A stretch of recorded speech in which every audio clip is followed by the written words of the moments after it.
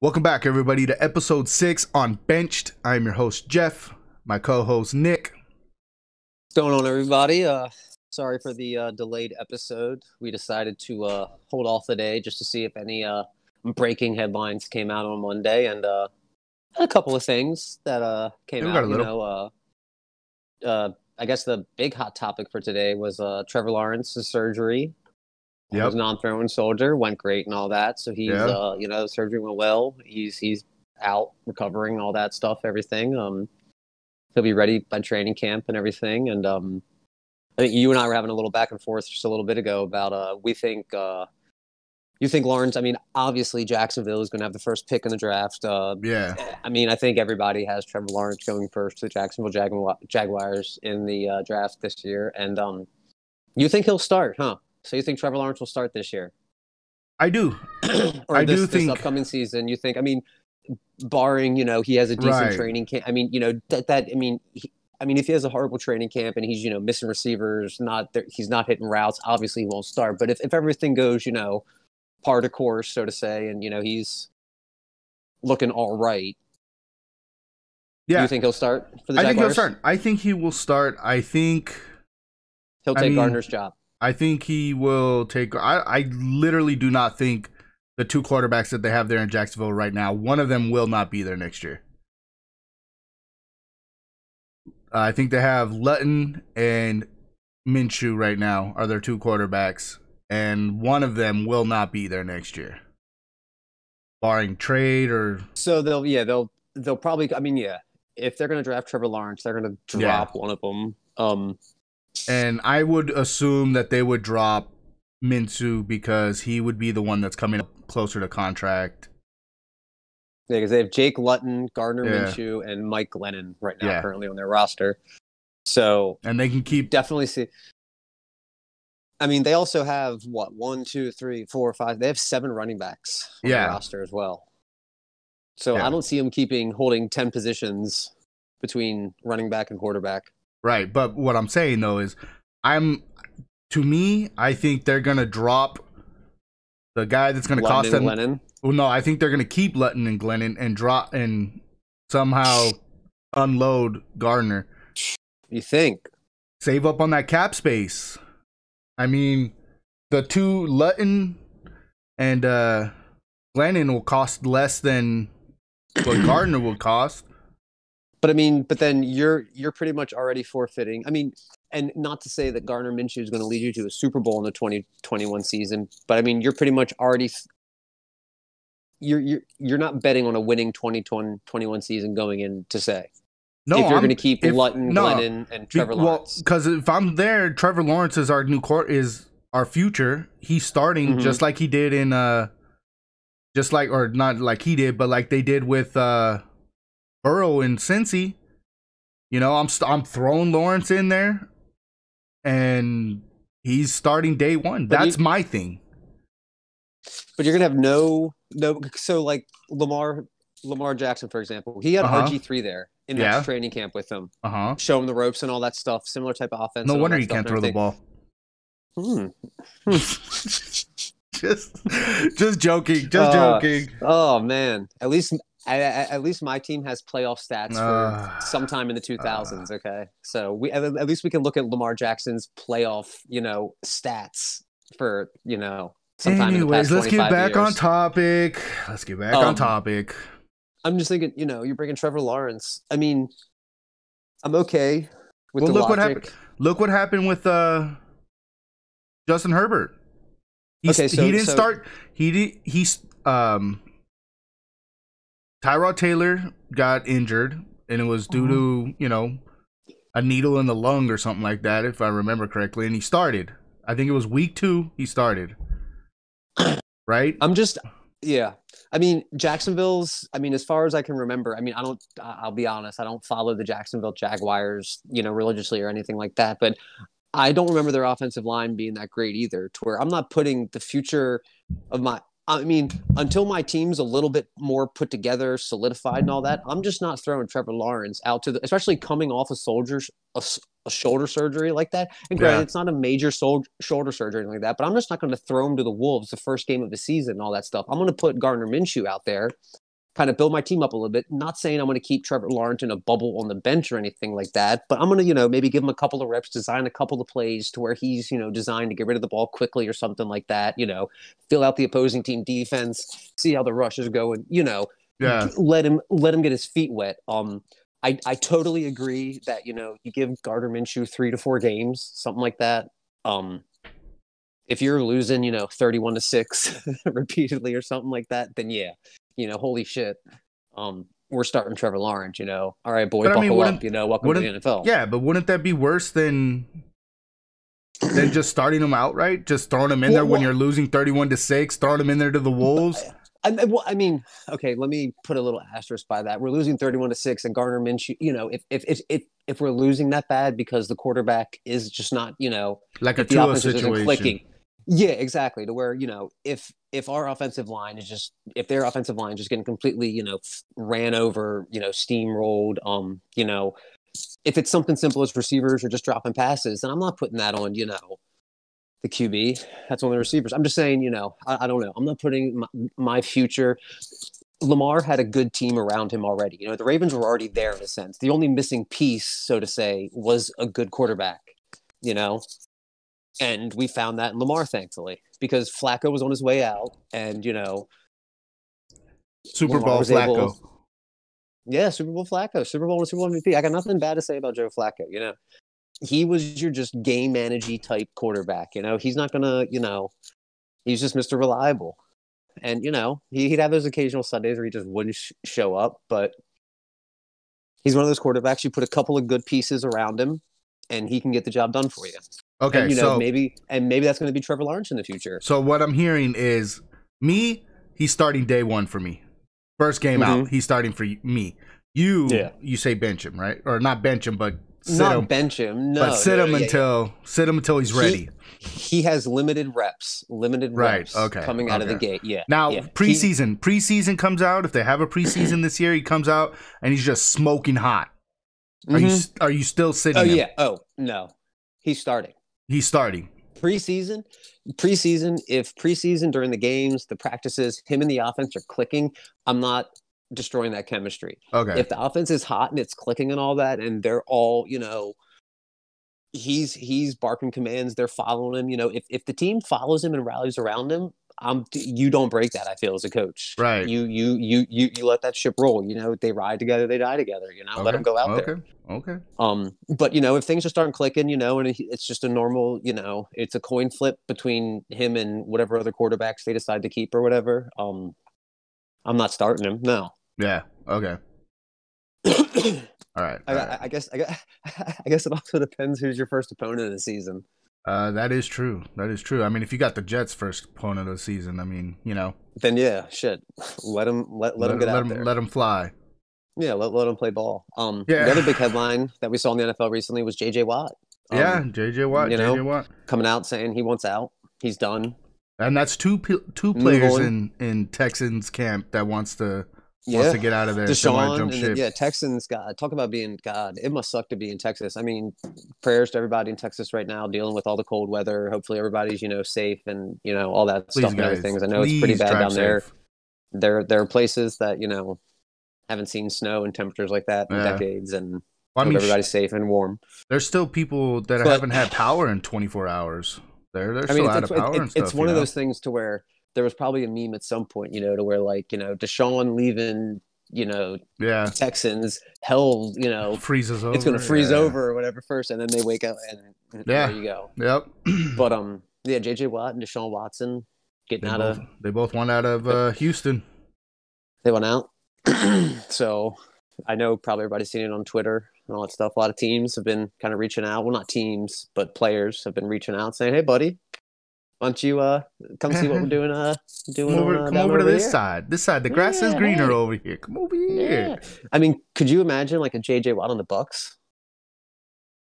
Ooh, man, where he doesn't have to play every single down, and he could just go in there on passing downs. Yeah. Ooh. Yeah. Yeah, jeez. That would be crazy. That could be interesting. That could be real interesting. Bills too, because Bills got that nasty defensive line as well. Bills, yep. Man, him on the Bills would be scary too. Yeah. That could be the little piece that pushes them, Yeah, because I know to a Stephon potential Diggs. Super Bowl right there. I know Stephon Diggs was kind of chirping at him on Twitter, telling him, "Hey, come, give Buffalo a shot," Because I know JJ did say he didn't want to leave Texas, which then brought up all the rumors of him possibly going to Dallas. But there's no way in any type of hell that we pay that contract that he has. That 6-year, what is it, 100 million, 6-year, $100 million contract that he has. Well, I think Jerry would pay it, but I don't think JJ wants to go to Dallas. I mean, this isn't. And this isn't a stab at Dallas or anything like that. But I think JJ wants to go to a contending team. I feel like he feels like he only has a couple years left. But we're the Dallas Cowboys every year. We're contending. God, let's just come back to planet Earth for a little bit. All right. Right. Let's just true. You're right in a sense that any team has a shot. Every team has any a shot. season, anything can happen. Any given Sunday, baby. But I feel like he doesn't want to go to a team that's not somewhat of an already established contending team, or if not already won a championship in the past couple of years. You know what I mean? Can you imagine on the Chiefs? Because what we were talking earlier, I know he has one more year on his contract. Yep. And he's has a non-guaranteed $20 million whatever 2021 season or something. Which is a lot of money. Yeah, I don't know exactly how it would break down to what who would pay what and how everything. I don't know the intricacies of the contract off the top of my head, but I feel like he's definitely worth it. I mean, I think if you could get him where you're not eating up that whole $20 million contract that's left on it, or you can restructure it, or you can restructure it, or maybe you and the team and the Texans split half or something like that. Where you're only paying $10 million or something like that, to get a dynamic player like JJ Watt, to where you can put him on the line for just passing downs and let him just pin his ear back or his ears back and go for the quarterback. I wonder what they're going to ask for him though. What someone's going to give up for him. I mean, seeing as Texans want 2 firsts, 2 seconds, and 2 defensive players, young defensive players for Deshaun Watson. I mean, what? Do you think the Texans they're just going to ask a whole nother give us your starting defensive line? 3rd or 4th. Yeah, right. That's what I'm saying. Yeah, I don't know. A 3rd, maybe a 4th for JJ Watt. You might know this off the top of your head. Can he? So he wants to get traded, right? Right. Let's say they don't trade him. Can he opt out of the season and sit, or is he forced to play? Well, that's the thing with COVID is I think because COVID's here, pretty much any player can opt out of the season now. So you could always go that route. But we're in the off season now. I mean, let's just say, things are. Let's just keep our fingers crossed, and let's say things trend in the right direction, and the COVID things, people getting vaccinated finally, thank God, and all that stuff, and things. Let's say we start getting back to some normalcy, and let's say next year there's 50% capacity in stadiums. There still is somewhat of a COVID concern, but it's let's say you can't opt out because of COVID. Let's just say we don't have that or whatever. I mean, because is he allowed to opt out? Or does he have to play because he wants to get traded? I think he would have to play. Because if he opts out of the season, then he's done. He can't opt out. He can't sit out and then be like, "Oh, I got traded. I'm coming back," type of thing. Yeah. Once you opt out of the season, your season's over. You can't come back. What if he pulls a Gronk and just retires for the year? Retires for the season, and be like, I was just kidding, guys. I'm coming back. I mean, that was the thing, though, is I think when Gronk did that, I think the Patriots still owned his rights, right? They still owned his contract, I think. But I'm not sure. I'm not exactly 100% sure how that would work if he retired and then came out of retirement to play. Okay. So, I don't know. But it's wild, man. It's wild. I don't know what is going on over there in Houston, but... Yeah. Dolphins signed all-pro kicker Jason Sanders to a big-ass extension. It was 5-year, $21, $22 million extension. Damn, kicker making money. So, yeah, I mean, hey, if you can put the ball through the upright, it pays in the NFL. As Justin Tucker can attest to, I mean, you can get paid for kicking field goals. Yep. unless you're in the playoffs and then you miss 3. And you have good kickoffs, and because I think he does our kickoffs too. He does a couple of things. Yeah, for they him. do kickoffs. Yeah. Yeah, so he earns his bread. Hey, that's all that matters, man. Be the best Panthers, at your position. Released defensive tackle Kawan Short. Oh, dude. Yeah. In Carolina. Yeah. I think his production has declined a lot over the years. I remember a couple years ago he was like one of the best DTs so yeah, I wonder in the if league. I wonder if somebody can pick him up for a nice little discount, Yeah. Get him in, sign him to a 1 or 2 year deal, pretty cheap, That just means that they did pick up Brown, or who did they draft last year? I know they drafted the DT last year. What was his name? Brown? Don't know off the top of my head. The draft is your realm, my friend. Yeah, I'm trying to remember his name, and it sucks too because I do a lot of like football breaks, where I open packs. Yeah. And I got so many of his I've seen so many of his cards. Oh, of course, you could sit there and draw the card, draw him, and everything like that, but can't think of his name. Yeah, dude. Yeah, I mean, because when's the draft exactly? What date is the draft? Derek Brown is his name. I knew it was Brown. Derek Brown. Okay. The draft usually is sometime in April. April. Yeah. Okay. Around that time. I didn't know if they had like officially announced the date and all that stuff and everything yet. Not yet. Usually it's around April, beginning of April, middle of April, end of April, depending on when. But I know there's no combine this year. Nope. So it's going to be a lot of pro days for a lot of these young kids. And so, a lot of the big stars, or a lot of the big name kids coming out of college, they kind of save their best stuff for the pro day anyways, but so yeah. I mean, Derek Brown is, I think, going to take over that spot anyway, so they could afford to get rid of Short. Mm-hmm. But that, I don't know. Now because I know they're in need of offense. That team needs offensive help. But now with that, it's like you're gonna have to draft maybe another DT later on in the rounds, which isn't bad. There's quite a few that are later. Mm-hmm. But I mean, yeah, if I'm another team, I might try and pick up Short for a 1 year, 2 year deal. Something cheap. Couple million here. Yeah, no. I mean, depth at the line. I mean, look at us, Dallas, man. We needed help all year. Depth at the line is never a bad thing throughout the season, man. Yeah, as I think every NFL team can attest to.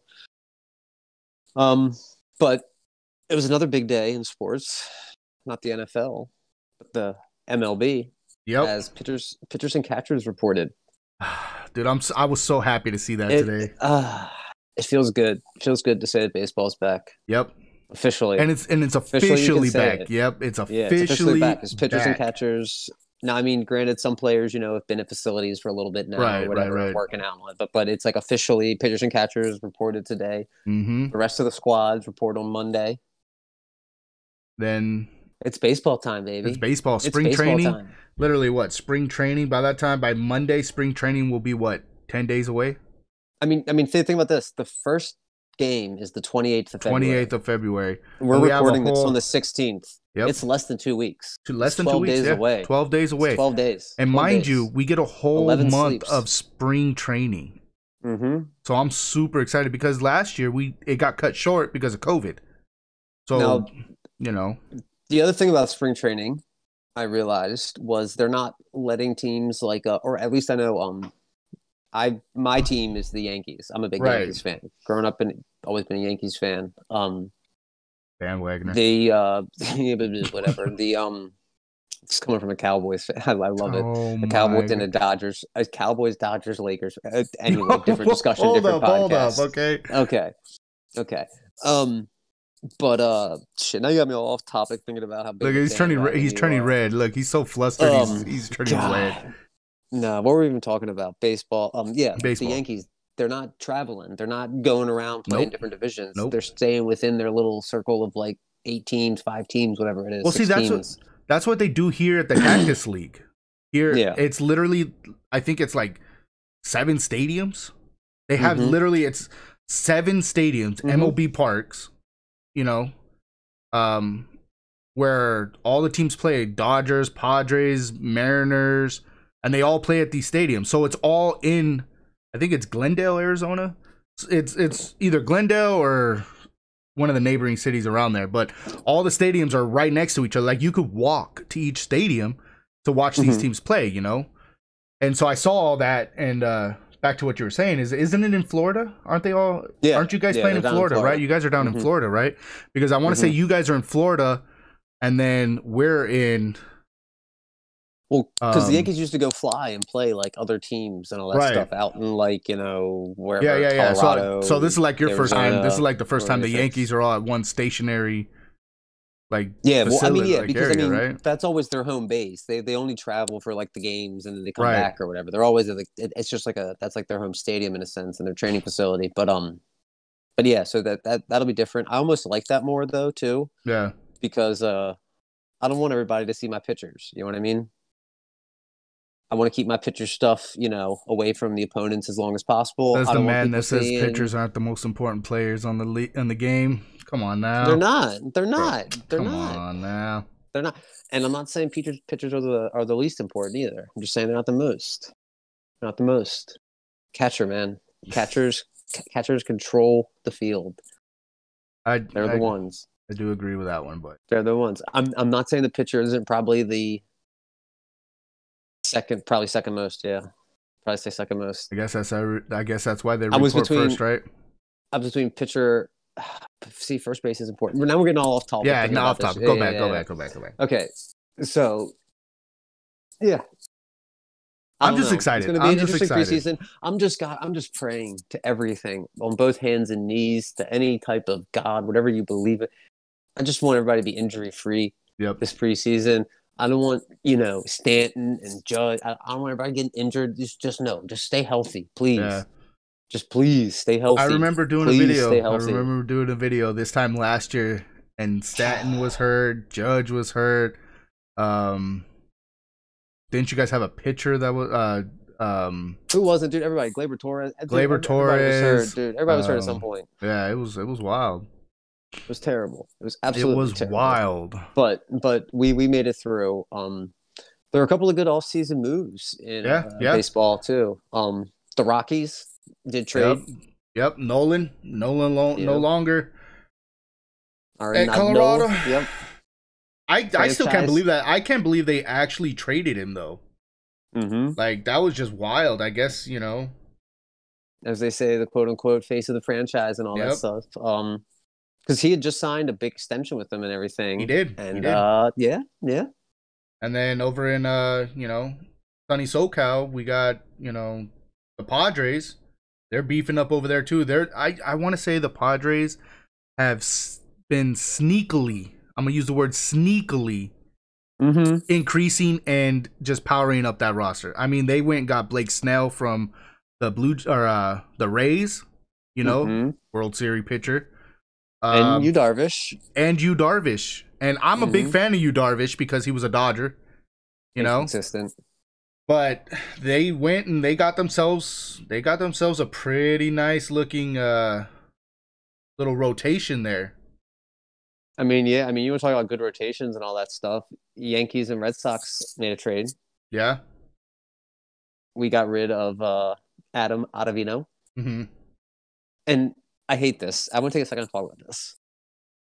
How do you feel about teams trading within their like division, whether it be football, basketball, baseball? How do you feel about trading with your, I mean, the Yankees and Red Sox are rivals too. Right. So on top of trading within your own division, it's your rival. Here's my thing. Your rival. I, as a Cowboys fan, I always hate, like, I did not like it when,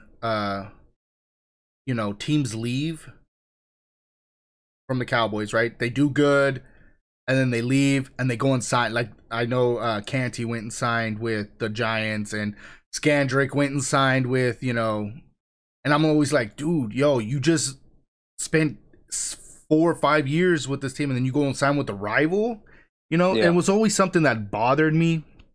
Granted, I'm not them, I don't know their feelings, and things of that nature. You know, maybe something rubbed them the wrong way, or someone rubbed them the wrong way, and they're like, you know what, screw that. I'm going to play for this team, and I'm gonna stick it to them twice a year.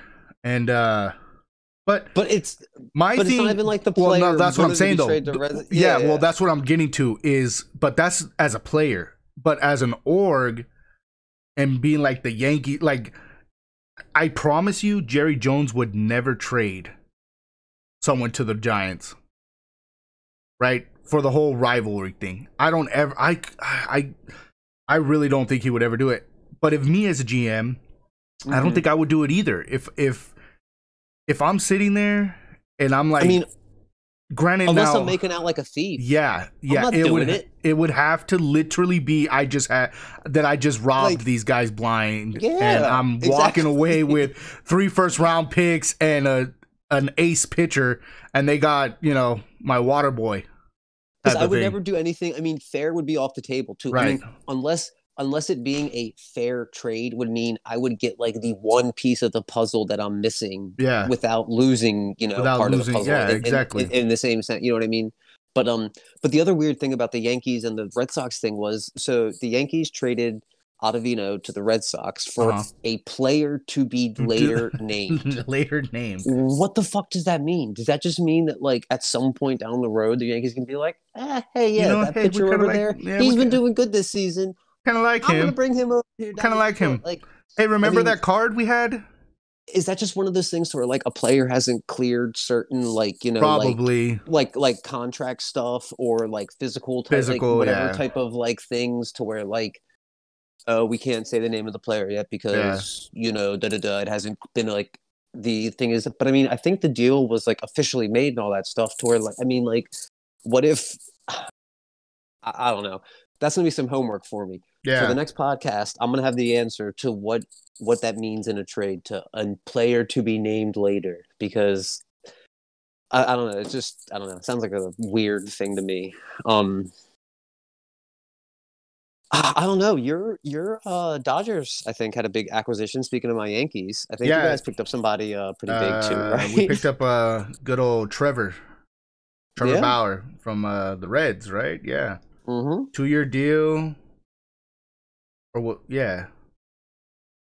And we also went and re-signed Justin Turner. Yeah.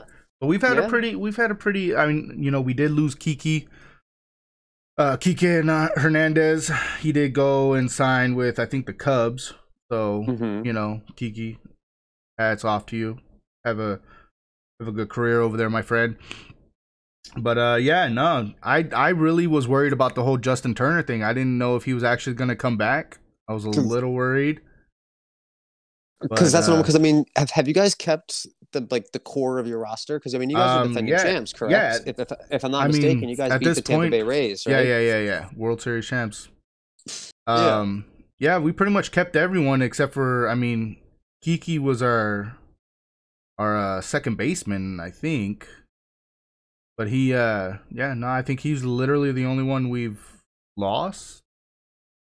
So, I mean, getting Justin Turner back, because that was the big question mark going into the season, was third base. Would he resign? Yeah, would he resign? Because what were you guys gonna do? Because granted, we did sign Trevor. We did go and get Trevor.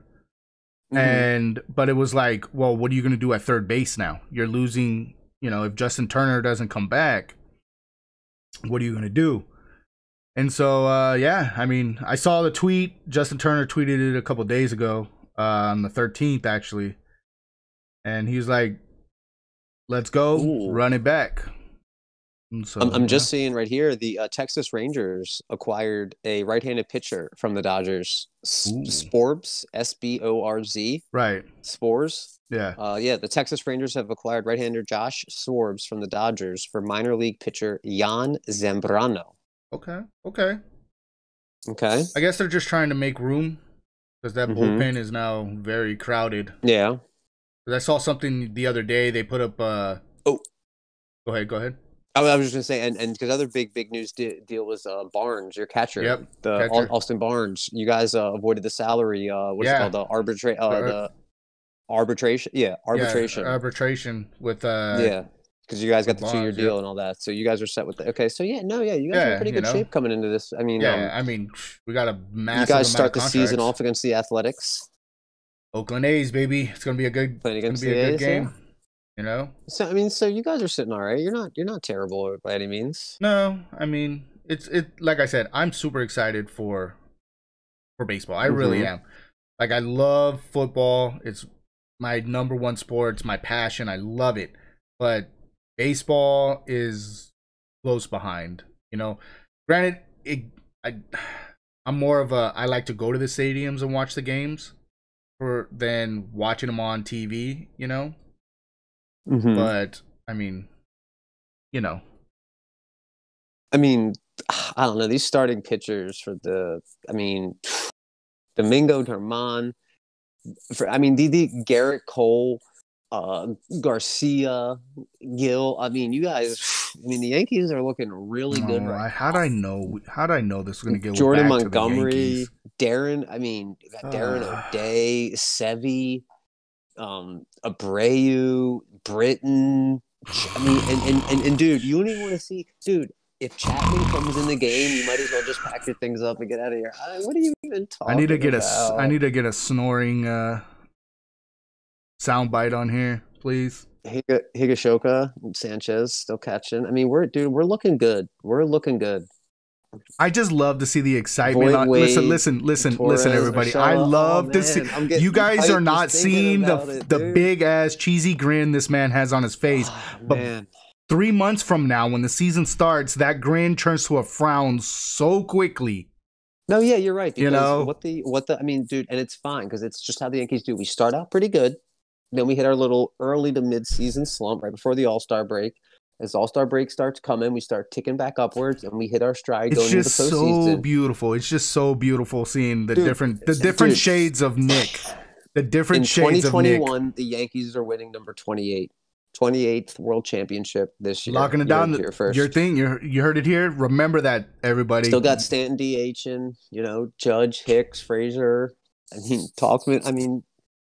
The lineup's just loaded, dude. You guys got what? The Martian? The offensive powers there. We have Jason Dominguez coming up. It's literally just our pitching. It's just our pitching. That's it. If we can just get reliable pitching throughout the season. There are always going to be those games where the bats aren't hot. There's always going to be those games where we're only putting up, 1-2 runs and it just doesn't go your way. That's fine. But this high-powered offense, you're pretty much expected 3 to 5 runs every game, guaranteed almost. Where if your pitching can just only give up a run or two and then shut it down, it could be 162-0. I love seeing how adorable his face looks right now. It's not out of the question. That he literally believes what he's saying. Since the COVID numbers are getting better across the country, thankfully, finally, stadiums are starting to allow. I know the Yankees on opening day, they're going to be allowed to have 25% capacity worked out to 7,000-8,000 fans or something like that. I'm perfectly fine. Listen, I'm perfectly fine with 7,000-8,000 fans watching at the stadiums. They can social distance. A lot of them can get up close in the first couple of rows that many of them would have never gotten before. At some of these games, so I'm all for it. But I still think we need to take precautions because I cannot have baseball canceled due to COVID. Yeah. I cannot have it. It will just break my heart. So that's where I beg the question because, I know each. So okay, I'm gonna hit you. This is gonna be 2 questions. All right, I'm gonna give you 1 question, and then I'm gonna ask you both questions. All right. Okay. So throughout the NFL season, certain teams, for example, I'm just gonna use the Chiefs and the Ravens. This isn't anything directed towards them, but the Ravens didn't have any fans at all during any of their home games throughout the NFL season, right? Mm-hmm. The Chiefs, towards the end of the season, started to have fans, especially in the playoffs and all that stuff. So they had fans in their stadiums and all that stuff, right? Do you feel it's an unfair advantage for teams to have fans like that? Since the Ravens weren't allowed to have, because the city guidelines and all that stuff, they just couldn't have fans at the Raven Stadium. It just the city wasn't allowing it, but the Chiefs were allowed. Do you think it's fair that one team was allowed to have fans? Do you think the NFL should have been a governing body and been like, look, we're going to do the bigger thing, and since some people can have, fans and all that stuff, Do you just I don't know. I think no fan attendance? I think it's because at the end of the day, it's a business, right? At the end of the day, sports is a business. Without making this into a big political Right. discussion of Yeah. let's just Right. keep it So from at like the end of the at the end of the day, sports is a from a business. sports unfair advantage for one team. Right. Like, do you think it's unfair? Truthfully, I mean, yes and no, because I mean the fans are just there for the hype and the crowd noise and all that stuff, right? It's like people forget that me sitting on the side, me standing in the stands, yelling down at the players, most of the time they don't even acknowledge that you even exist up there. Mm-hmm. You know, there's the rare few where they score a touchdown, they walk up, they hand you a ball, you know, but that doesn't implement or impact any of the game, you know. But I think, truthfully, if I was the NFL, and this is strictly as, you know, fairness to the game itself, because I know they allowed you to play, and it was funny too, because they did regulate the sound, the decibels, the crowd noise could be played at in stadiums, mm-hmm. right? Mm-hmm. So mm-hmm. I mean, truthfully, if I was in the NFL, I would either all or none. That's my thing. It's either all or none. Because you can't, because you can't all or none. Because even if you can. Well, that's what I'm saying. Knowing that you can't, so it's either you all do it or you can't do it. So if one team can't do it, then nobody does it. Okay, that's what I'm saying. Is all or none. I get what you're saying. Yeah. Okay. It's either everyone can do it or nobody can do it. All stadiums are open. Anybody? Because they couldn't open the stadiums. Yeah. So to your point of that, there were a couple instances to where, like, when the plays are trying to get called in and that crowd noise is coming in, there are times when teams have had to call a timeout, right? Because they can't hear the play correctly and all that stuff and everything, you know. And it's not like the crowd noise is like, oh wait, hold on guys, we're going over 6 decibels, we gotta, you know, quiet it down. We're above no, there's no. Well, that's the thing though. So that cost that team a timeout. That, you know, could potentially, I mean, that's where my thing comes into where, yes, I think it is an unfair advantage for one team to be allowed to have a certain, because, like, it was also certain capacities. You know, one stadium was like 25%, one was 50%, 50%, one was none, one was none. To where, and I know it sucks to be a fan, you know, and you're, you know, whatever, but I feel like, you know, there's the bigger picture that people are missing is. The crazy thing that I did see this year in the NFL was refs would actually tell, like, you know, if they were at a Lions game, right? They would actually, and they were playing, you know, in, what is it, Ford Stadium? I think it is, whatever it is. Sure. We'll go with that. Yeah. Sounds good. You know, if they were playing there in Detroit and the crowd noise that they were playing over the speakers was too loud, the refs would actually stop and tell them, hey, it needs to come down. You know, like, they would actually stop the game. I saw it a couple times where even the announcers would acknowledge and be like, "Oh, refs are telling the audio guys up there to turn the sound noise down." Wild. Because I want to say there was a rule implemented at the beginning of the year that the crowd noise could not go over a certain decibel. So was there also the thing to where the crowd noise had to get played on both sides of the ball? Because if I'm like the home team, I'm shutting off the crowd noise when my team has the ball. Right. And then when the other team has the ball, I'm putting it as loud as I can. Right. And then, like, you have teams like Seattle where, you know, the 12th man is big there, you know? Mm-hmm. I mean, and I remember Kansas City.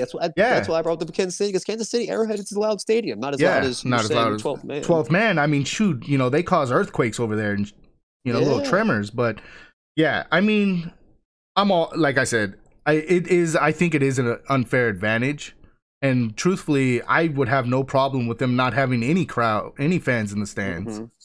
You know, it's safer that way, but I believe that if one team is going to have it, then all need to be able to have it. And if one team can't, then all the other teams can't do it. Just for the fairness of the game, to keep the game as fair as possible, you know? Okay. So Okay. I mean, I'm all for Agreed. Because fairness. I mean, because I would say, because like back with baseball, if some stadiums are going to allow fans and some aren't, Right. if you're a batter and you have to deal with somebody heckling you behind the plate, Yeah. you know, Well, most of the and time, then that's also the crazy thing in baseball. Though, is umps will throw those dudes out. In football, they don't really, sometimes. I mean, sometimes, because I mean, in baseball, I mean, you can't sit there and curse somebody's mom out and call her a Yeah, bunch of names or something like that. But you can go, hey, bad about, I mean, you can, yeah. I mean, because you're a paying fan to be there. It's just like in Right, the NBA, right. how you can sit there and talk shit courtside as long as it doesn't get, as long as it As doesn't long cross as that as certain long as it's line. not to LeBron James, right? Well, I mean, well, no, yeah, I mean, yeah, right, yeah, exactly, Because you say when you exactly. say something to LeBron James, he's automatically throwing your ass out.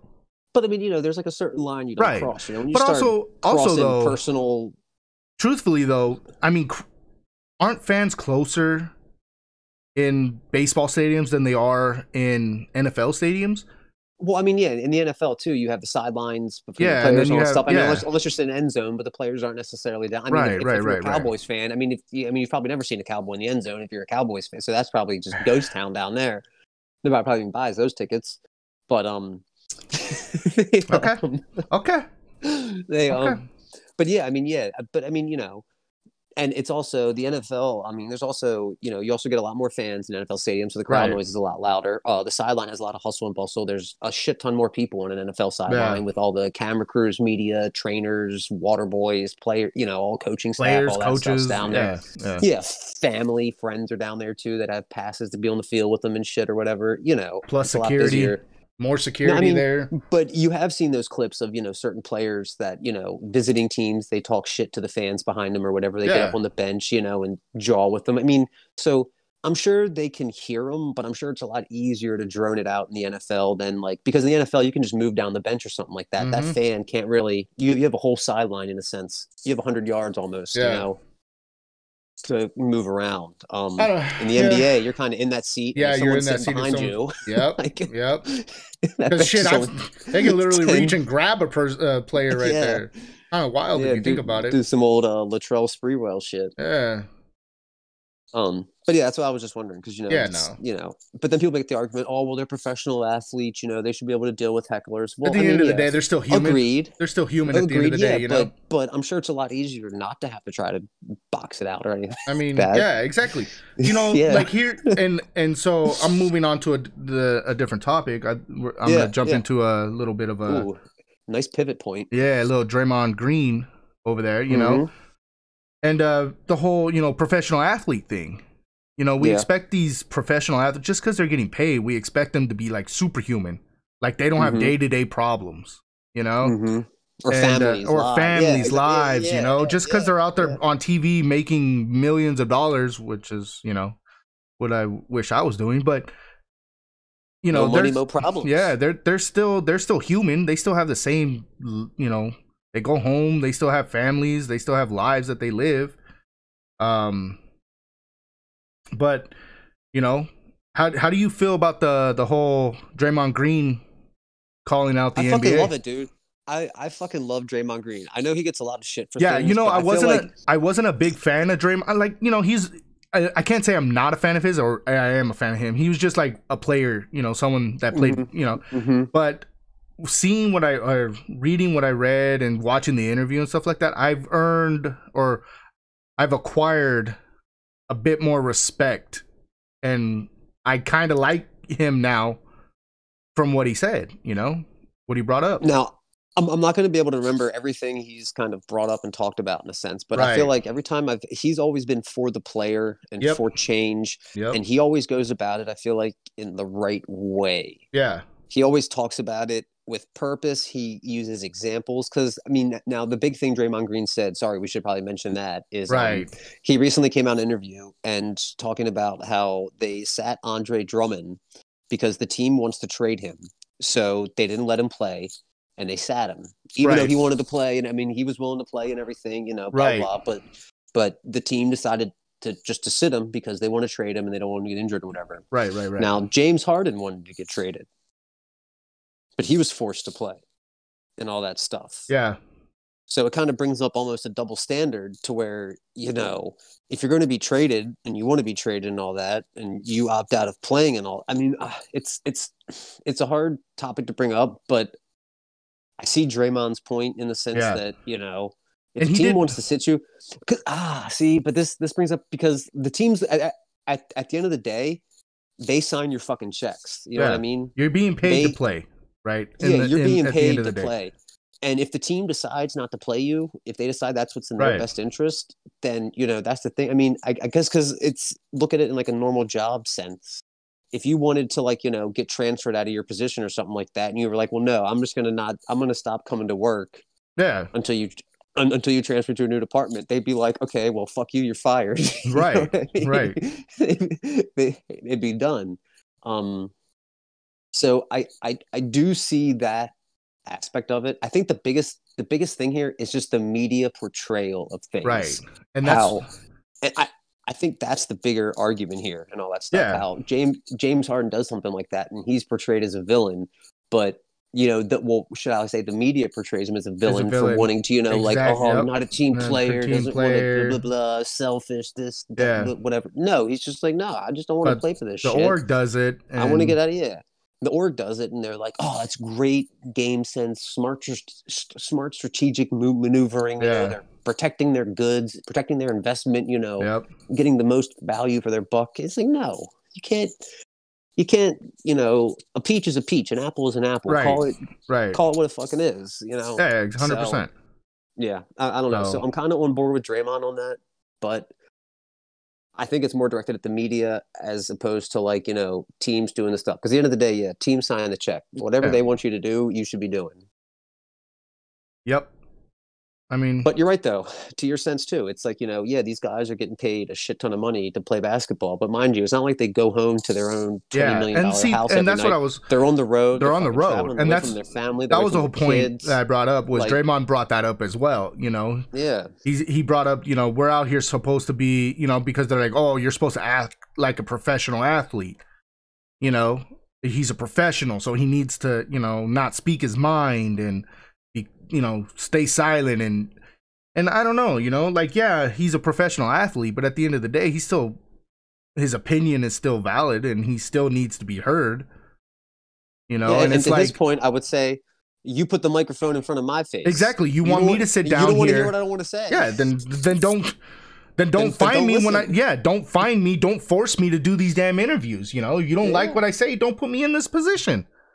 This is what I want to talk about after I talk about what I want to talk about. If you want to ask me a couple questions about the game or something, I'll answer them, but I'm going to talk about this first. Yeah. So, I mean, because you're going to hear me. Like I said, I didn't have any, I kind of enjoyed Draymond Green's little snapback at the NBA, Because at the end of the day, they're humans, they have problems too, they have issues. Mental health, is a big, especially nowadays, people are finally recognizing mental health as a big, it's a long time. As a thing, as an actual thing. Yeah. And speaking of mental health, kind of to pivot off that point, how would Maverick McNeely's mental health be after this weekend at Pebble Beach if the young kid he ended up for those not in the loop with the golf thing that happened this weekend, Maverick McNeely, young kid, ended up losing. I mean, he wasn't like, whatever. He had a penalty stroke early on Sunday where he put his club down and his glove touched the grass and the grass moved a little bit. And when the grass moved, his ball moved, a little bit. And in golf, that's a penalty stroke. Yeah. Because you caused the ball to move. Counts as a stroke. So he was in contention up until the 18th green, kind of lost it the last couple of holes, needed like birdie par to tie. Ended up going like par birdie or something like that. Still finished, I think, second or third place still. Still a respectable finish, won, $400,000 or something like that. So not bad for a long weekend of golf. But our winner, Daniel Berger came through, played an outstanding weekend of golf, ended up shooting 18 under total, had a 65 on his final round. Oh yeah, Maverick McNeely did finish second. So he finished 16 under. So back to that point, sorry I'm all over the place right now as I'm so excited we're talking about golf. if he wouldn't have taken that penalty stroke, he would have finished 17 under. Yeah. And to pivot back to our winner, Daniel Berger, he shot an eagle. He finished in 3 strokes on a par 5, shot 2 under on a par 5. So he ended up winning the tournament by 2. So he would have ended up winning by 1 anyway. By 1, yeah. He would have won anyway, even if Maverick didn't have that penalty stroke assessed. What's to say that penalty stroke didn't mess with his psyche, right? Oh, I'm sure it did. Because for someone, I'm new to golf, right? So me watching this, I actually sat down, had it up on the other monitor, and I was watching it. And that I actually watched that live, right? I was sitting there, and it was, oh, dude, it seemed like it was like 30 minutes of them trying to figure out what exactly bad happened. Optics for golf, I know. Yeah, and so like I'm sitting there, and the other stuff, like, you know, dudes, I guess it was really cold that day and windy, or not windy, but like icy kind of. And so like dudes were out there in beanies. It was weird. It wasn't icy. It's because the Pebble Beach. It's off the coast of California and all that. So those ocean winds in the morning and all that stuff can be the temps can drop, and the wind whipping off the ocean can get pretty chilly at times. So I watched it, right? And so I was looking at it, and I saw him, like, he did his, like, you know, he walked up, he put the club down. When he lifted it up, he, you know, did whatever he did. And when he went to go put it back down again, that's when the ball tipped. And I was like, and at first I didn't see it, and I'm like looking. And then he stepped back, and then that's when the judge came in. All right, that's the rules official, and he was talking about. He's like, "Listen, official." And they went back, checked the video and all that stuff, and they're like, "Well, your club didn't hit come into contact with the ball, but you putting the club down in the grass and then lifting it caused the ball to roll again." And so they hit him with the penalty stroke. And then it was funny because they had him drop the ball like 5 straight times because he kept dropping the ball, trying to get it to set, and then it would drop, and then it would like move. It would roll again, you know, and it was just like, because you have to try to reposition your ball to where it was. Right. And so like as someone who doesn't watch a lot of golf or know a lot of the rules, I was sitting there watching, and I'm like, what is going on? And after he does it a couple of times and he can't do it, they're just like, okay, we'll give you as close as you can. And so then, you know, and then he hit it, and, you know, but yeah, that was, I watched that, and I was like, man, what, welcome to golf, Jeff. And I was like, you know. Well, dude, that's a crazy thing, because, I mean, when I go play with, like, the guys I play with on Saturdays, and again, we didn't get to play this past Saturday because of fucking winter weather. Goddamn bullshit. And we're supposed to get a storm this Thursday, so I'm probably not going to play this Saturday either. So next podcast, I'm probably going to be full tilt, dude. If you guys notice my mustache, I'm growing the mustache out until I can play golf again. Whenever I can play golf, I'll shave the stash after I play golf. So looks like it's going to be on for another week, gents. Yep. But back to what we were saying about golf, I completely lost track. Lost track of where I was going.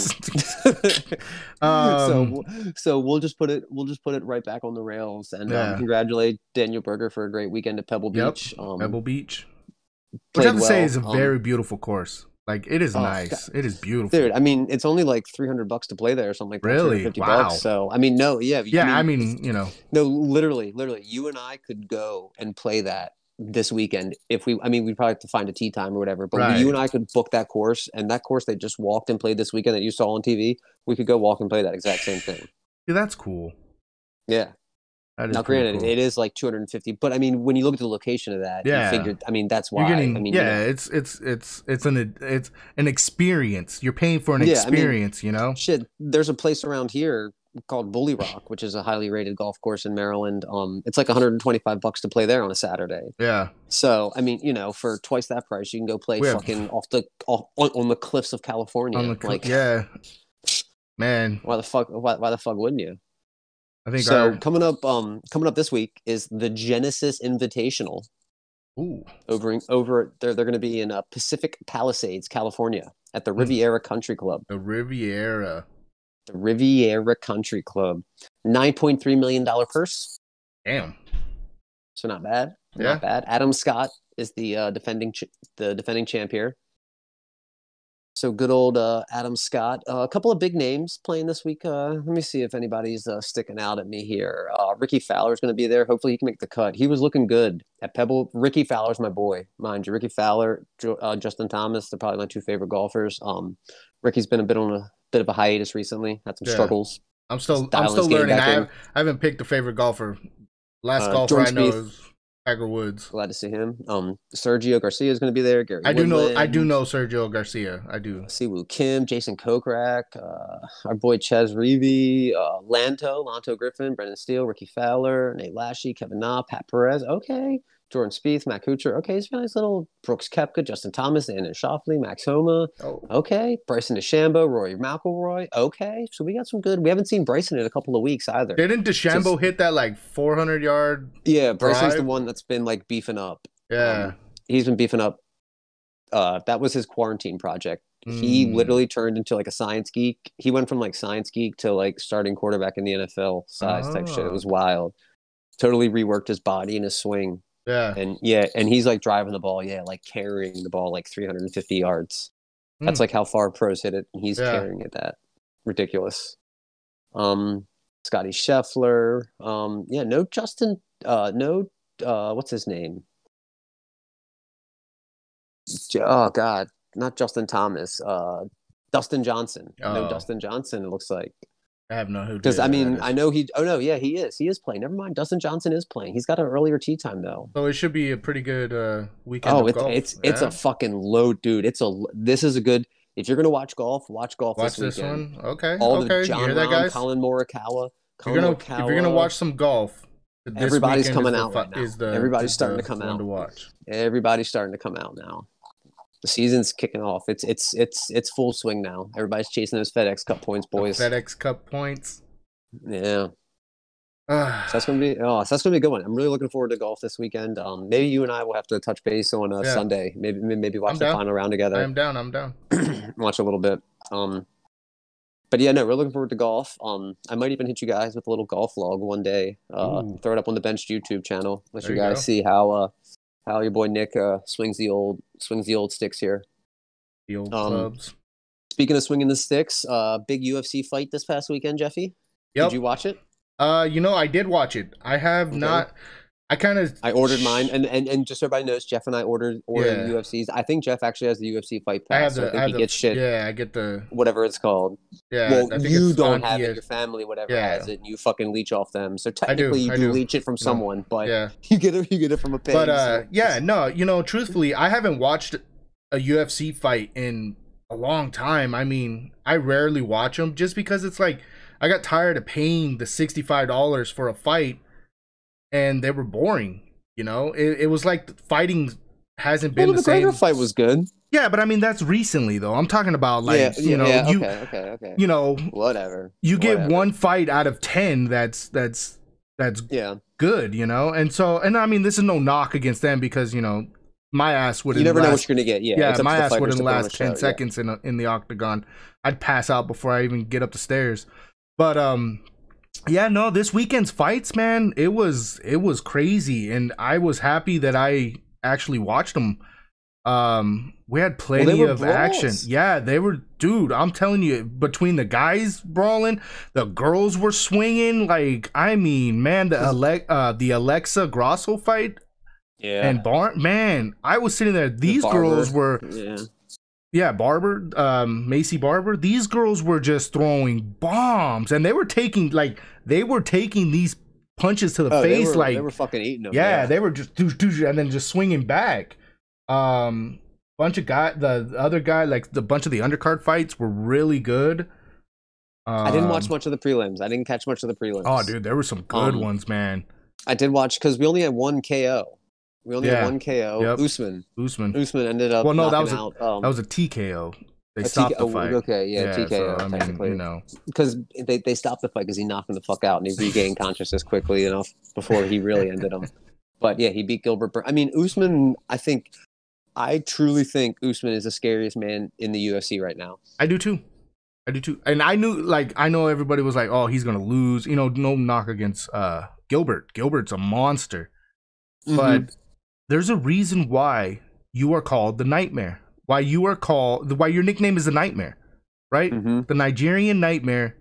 And the first round, you know, I don't know if it was just hesitation, but Usman kind of like, you know, he got rocked, but he took it. Well, I don't think he was expecting Burns to come back because Burns fucking brought it to him. Yeah, Burns and that's came what, out dude. and It was was like, let's fucking go. But the funny thing is, they were friends that first round. Did you see them meet up going into the second one? Yeah. They were like dogging each other. They were like ready to they were face to face, you know. And you could see Usman just start to warm up, and he was just like, okay, whatever. Here, eat the jab, eat the jab, eat the jab. Yeah, it was. I was very happy that I did watch that this weekend's of fights. Now on March, all brawls. I mean, the first one was a submission in the third round with like a minute left. Yeah, went like the whole. It was a decent fight the whole way through. The Ricky Simon Brian Kelleher fight, fucking dogs. Yep. Simon just beat him up the whole fight. Yep. Kelvin Gastelum and Ian Heinisch. That was a great fight. Yeah, that was a good one. Dude, that was a close one. Dude, I can't believe I'm looking at the score right now. I can't believe a judge scored that 30-27. Yeah, dude, no, it was crazy, man. Like both and then, of those dudes. You'd mentioned. Yeah. Go ahead. Barber fight was great. Yeah. Like that was a good fight. That was probably one of my favorite fights right there of the night was that one. You think? Yeah, that one. Well, I mean, of course, the Usman fight was just insane. So the next big pay-per-view, or I guess like UFC thing we have is Israel Adesanya, baby. Yep. Israel Adesanya against Jan Blachowicz, because I probably just fucking butchered his name, Blachowicz, whatever. The Polish Power. Yeah, however, dude, I don't know. I'm scared to pronounce his name again. Just looking at his picture, I'm just getting scared. Because Israel's going up in weight. He's going up to light heavyweight for this. But take this in though. That whole fight, that weekend of fights will have 4 belts up for grab. 4. 3. Well, no, because Nunez has 2. But she's not fighting for both belts, is she? She's just fighting for the featherweight. I want to say that they literally said that 4 belts were up for grabs. Really? So if Megan Anderson beats Nunez, she wins both. But that I don't know about that. I don't know about it because if Megan Anderson has never fought in the flyweight division, right? If Nunez holds the belt in that, how can you just take the belt for the flyweight if you've never? I mean, is it just because she's the champion and you beat the champ? That's just what the announcer said. Is they were saying there was 4 belts up for grabs. Because Adesanya's, Nunez, and I can never remember his name. Other fights was like up for a vacant belt or something. Yeah, no. There's Israel Adesanya, and then it's Megan Anderson against Amanda Nunez, and then Peter Yan against Aljamain Sterling. Yeah, Sterling. I can never pronounce his first name. Aljamain Sterling. Aljamain Sterling. But man, Nunez, that's a bad person right Peter there. Yan's going to win first round knockout. You're predicting it? Okay. Amanda Nunez is going to win second round submission. And Adesanya's going to lose. You think Adesanya's going to lose? Adesanya's going to lose. You think this is the one where he finally gets put down? I think it's going to be a really good fight, but I think second round, Jan's going to catch him with something. You think so? Yeah, because I think Adesanya. I think the first round's going to be really boring. The second round, Adesanya is going to try to feel some shit out, and he's just going to fucking catch him with something. Yeah, and that's I'm excited. I'm excited. Make sure you guys pre-order your pay-per-view events for March 6th. Yeah, that one's going to be hype because Adesanya is quick and all that, but all it takes is one, man. Yeah, and he's up. He moved up, right? Like he moved up in weight. Yeah. So I mean, weight. So it's gonna be one hell of a because fight Adesanya is originally a 185er. Yeah, and he's moving up to 205. Yep, which is extra 20 pounds, dude. 20 pounds. 20 pounds isn't nothing, dude. Yeah, that's significant. 10 pounds is significant. Like shit. Yeah, dude. Dude, I couldn't imagine if I lost 20 pounds. Can you imagine if you were like, hey, you got to fight somebody and you got to gain 20 pounds? You got to gain 20 pounds. 6 months. And be able to have the same stamina and strength, speed, agility. Fuck that. Yeah, dude. That's crazy. That's crazy. Well, on that note, I think we should end it here so I can go eat some Twix ice cream and get myself in top physical shape. Top physical shape for your golfing this weekend. Exactly. Yeah. Yeah. Damn, Twix ice cream, huh? Dude, like some of these guys will win these tournaments and they'll be like, "What are you doing?" He's like, "Yeah, I'm gonna go eat some pizza and drink some beer with the kids." That was crazy because I started following Alexa Grasso after the fight, right? And it was they're training months for these fights. And her Instagram story was hilarious because they got back to the hotel and she had the biggest pizza. And they were just all there eating it, And it's like, it's funny when you think about it, because she probably hasn't had a slice of pizza in 4 months.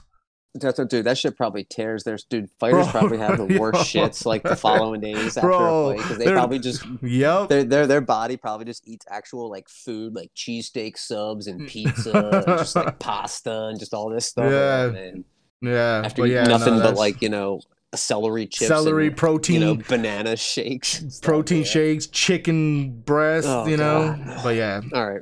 Well, I'm getting hungry, so thank you, everybody. I'll let Jeff close us out. But yeah, thank you, everybody, for listening, and we'll catch you guys next week. Yep.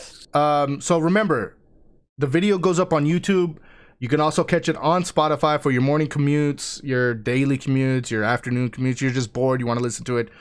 So yeah, you can catch it at on Spotify. Links will be in the below. Search Benched Media on Spotify. Benched Space Media, and you'll find it on Spotify and YouTube. I think it's the best way to search it on YouTube as well. Benched Media on YouTube is probably the best way too. Yeah, and you can see our two dumbasses bullshitting about sports. Yep, pretty much.